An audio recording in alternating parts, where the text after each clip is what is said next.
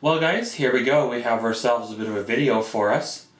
Well, for those of you that are regular viewers that watch my channel, you'll know that once or so a year I make myself beef jerky. Well, of course, here we go. We have ourselves some meat in front of us here, obviously. And we're going to start the prep work to turn this roast into beef jerky. So it's best to do it from a fresh state, pretty much right from, we'll say, the store. Slightly freeze it so it's easy to cut, and then you're good to go. Unfortunately, this one here was frozen, and it's slightly unthawed now, so we can cut it up. It's going to be a little bit more difficult, but it'll work out pretty much just the same. First thing you need to do is remove any fat that you see, like right here. We want to cut, that fat off, because it'll just cause the jerky to spoil quicker, especially if you're planning on keeping it in, storage for extended periods of time. So of course, with your favorite knife, give her a trim. So of course this roast is still in a frozen state, so we won't get nearly a lot cut out of here before we'll run into the frozen core, which is only probably about a ½ inch or so below the surface. Okay guys, so here we go. What I did is I cut our meat in half so it'll freeze just a little bit easier.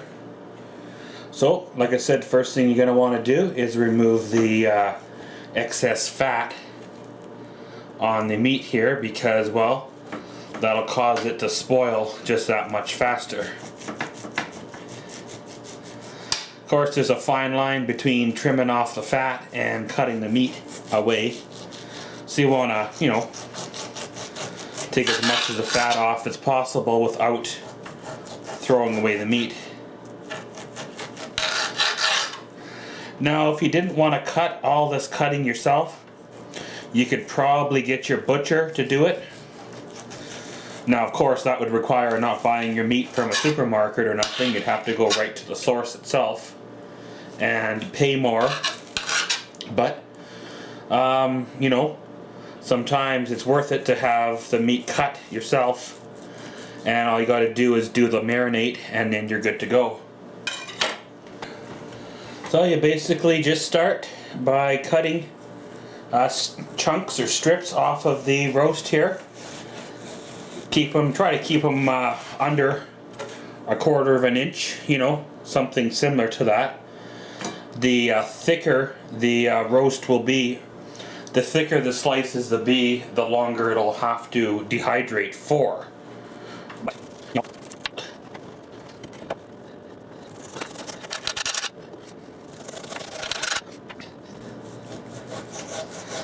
What I find as a hint/tip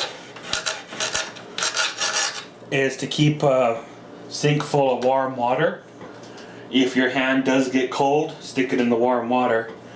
It'll take the ache or the pain out of the hand. Because, well, hanging onto something cold, something's frozen long enough, you're going to feel something after a while. But guys, pretty much I'm going to throw you here in fast forward mode. Just get cutting and get her on done. So enjoy some Arcane Fire and Ice music, and away she goes.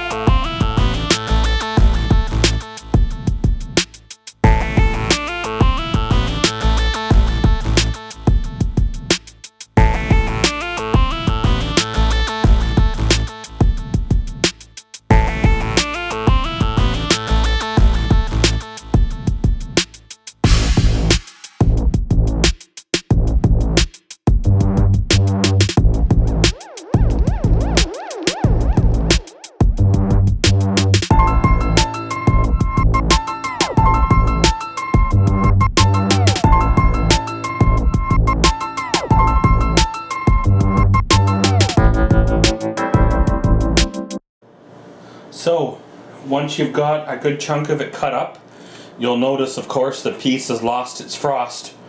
Your meat is no longer stiff. So basically, of course, it's dangerous now to cut it because it could shift. You can end up cutting off your finger, and if you're like me, you do need all 6 of your fingers to get through a day at work. So, of course, put it back in the freezer, let it freeze a little more, move on to the next piece, and away she goes. Pretty much what you're looking for is a, not frozen solid, of course, because you still got to cut it, but the moisture inside the meat will freeze, making it, I don't know how to explain it, but not hard, but yet not soft. Best thing for you to do is to do it and get your feel for it, and you'll know how frozen you like her. Okay guys, so once you got all the meat cut up, it's time to mix up the marinade. Now, of course, this process here varies, depends on your recipe, your family recipe, your taste, and variations like that. The method that I like is pretty much a mixture of soy sauce, garlic powder, onion powder, brown sugar, and a little bit of steak seasoning or meat seasoning, and a few extra things like that. So, of course, like I said, the variation will vary on your taste, and this is kind of the part of the process here where it's kind of up to your interpretation. So pretty much we're going to start with 2 cups of soy sauce here. Now, if I remember correctly, for my measurements, 2 cups is equal to about 1 of these bottles.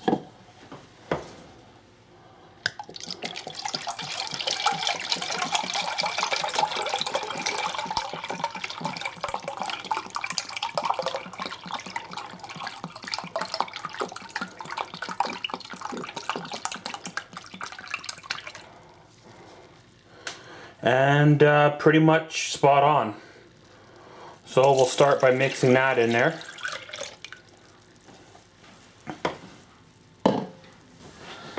Now, of course, the next part here is half a cup of brown sugar.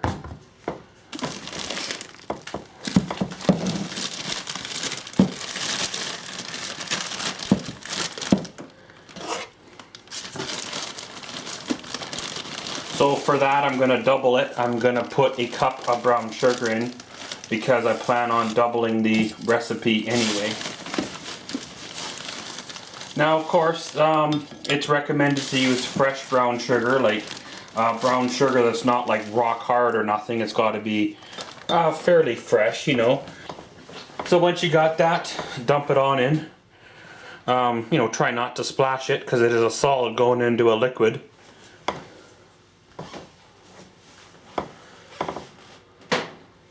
At this time here, this is where you can add your additional seasonings or spices or whatever you want to use here. This is where it's up to your own interpretation here, whatever you want to add. So we'll add ourselves the next bottle of soy sauce here. And then pretty much as you're adding the soy sauce, give the whole mix a stir. You want to make sure the brown sugar is fairly dissolved in here.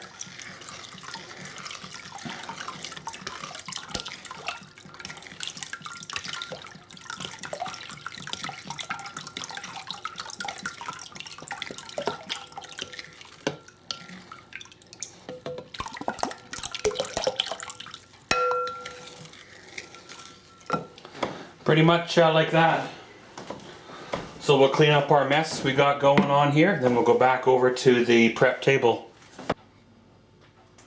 So with your handy dandy favorite plastic container, we'll dump a little bit of the marinade into the container, basically to coat the bottom. Then we'll start pretty much layering in our meat. Now there's no real way to put it in here, like specific way to do it, as long as it all gets in the container. Of course, try to save as much space as possible. Try not to leave a lot of empty spaces because, well, you're going to have a pile of meat going into this container with very limited space to, make it all fit. So of course, by putting a bit of marinade in the container first before you're adding your meat, you're making sure the bottom side of the meat already has a coating of the marinade. Where if you were to put it in, let's just say in a dry container, the bottom side of the meat could actually stick to the container. Then in that case you wouldn't have any coating at all on the one side. So if you want, you can add another splashing of the marinade. Then add another layer of meat. Pretty much, guys, pretty much you've watched me layer my meat enough. So I'll throw you back there on 5 times mode with some more Arcane Fire and Ice music.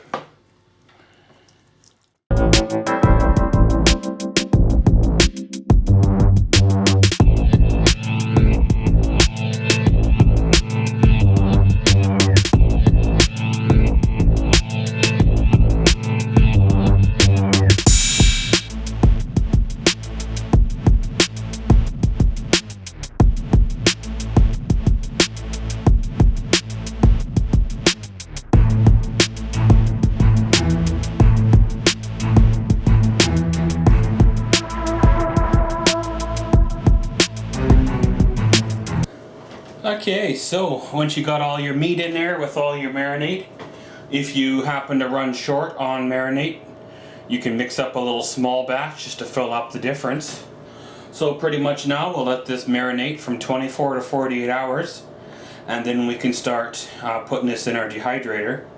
Of course, in the meantime, it's a great opportunity here to test out your dehydrator. Make sure it does work. Because sometimes it's a year or two before you get to use it again, or maybe something's happened and it's just won't work when you go to plug it in, which would really suck. So of course, give everything a clean up, test out your dehydrator, and yeah, we'll see you in part 2. So, as always, thanks for watching Maxwell's World. Comment, subscribe, and enjoy.